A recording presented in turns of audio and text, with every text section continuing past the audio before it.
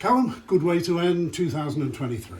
Yeah, reflect on that first over a calendar year where we've had a really good points return, probably among the highest the club have had for the last 9 years or so. In a calendar year, didn't have the promotion that we wanted as part of the playoff campaign in May, but I'm really pleased with the strides the football club have taken forward. Cared immensely about how the football club does, our players are the same, and it was important that to finally have a home game on Boxing Day for the first time in however long, and we're able to mark it with 3 points. So very pleased with that, sort of across the board. Disappointed with Saturday's results, but yeah, certainly a good way to end the calendar year today, yeah, for sure. And it was a good 2-0 win, I mean, as such. I mean, you were full value for that 2-0, weren't you? Yeah, I thought we played well. I thought we started really well. I can't believe we've only scored 2 goals. And we played a very good team there with a very good manager, a lot of experience, a side that have been knocking on the door of being promoted to this division year after year, and quite rightly are in this division and will be here to stay. Been really impressed with them since the start of the season.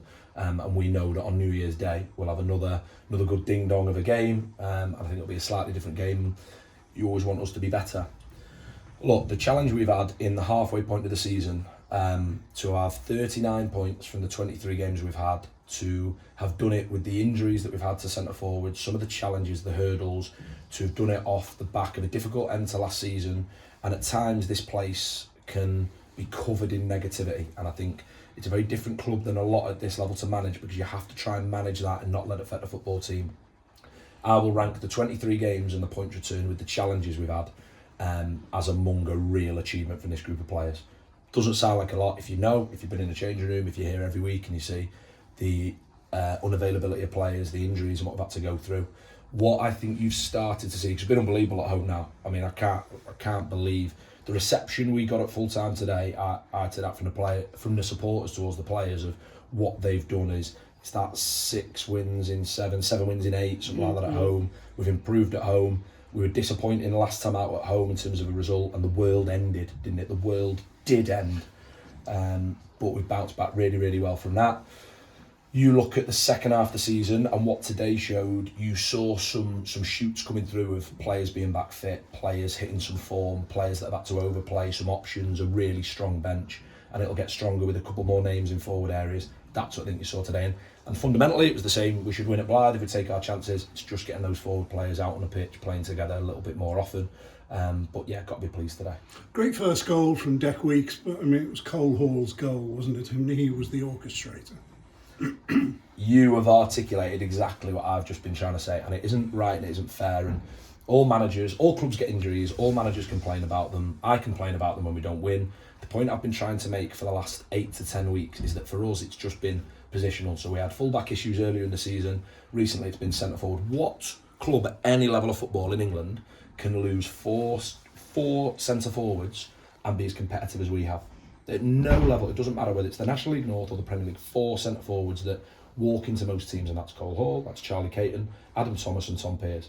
If you talk to any manager, they talk about the respect you put on those players that have been important players for us. We're getting them back, and like you say, Cole has a massive part in the first goal, Charlie scores the second goal, we'll get Tom Pearce back as January goes on, we'll get Adam Thomas back at some point as well, and we will look like a different attacking proposition. Now, as much as you can only put 2 of them on the pitch, 3 of them on the pitch, should we have that argument, 2 up front, 1 up front, 3 up front, 4 up front, play with 12, whatever it might be, we have to find a way to get the best out of our group, and it's been really challenging. And what I'm massively congratulating the players on is the points return they've put on in amongst that difficult spell of a build-up of games with all these players missing in key positions. And like you say, I thought Cole is someone I think a lot of, massively important player, different profile to a lot of our forwards, but equally to be able to bring Charlie Caton on with Christian Norton in the squad today, and when we get through the 2 back, I think we'll look more like what we want us to be at the start of the season. And I'll keep repeating the point, and I'll do it to death. That is why the players have done so well in this first half of the campaign. Your thoughts, your hopes and your wishes for 2024? We've raised expectations at the football club. You know what? The players have raised expectations at the football club. This was a club that 2 Christmases ago, going away to Telford, wouldn't know where we were in the league.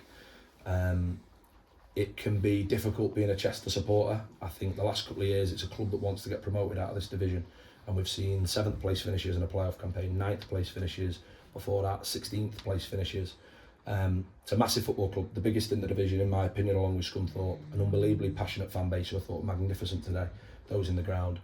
I hope that the crowd restrictions are lifted and we're able to get some bigger crowds back in here, because I think it has an impact on games like today. It felt like a proper football game today. Warrington played the part in that with a really good away following. I hope that there's an understanding of, despite the size of the club, despite the size of the fan base, the passion of the fan base, the supporter own model, everything that comes a part of it, that doesn't win us any points. It can play a part and it can contribute. No matter how upward the trajectory is, there'll be bumps in the road. We'll jump some fences, but we'll clip some on the way round. It's life, that's football. We'll encounter some heavy ground, and what you've got is a group of players that are doing everything, and are delivering. And as much as we always want more, and we want to be better, we've done so well at home. Where have we got to improve? Simple, it's the games against the bottom 8 teams in the league. But we have no divine right to get promoted. We aren't in the conversation at the top of the league. And all I would want in 2024 is a belief that we can achieve our aims and that promotion that we all want, but a realism attached to it's not always a straight road, is it, to success. Really proud of the players. What you will see now is some work ahead of what's going to be a tough New Year's Day game.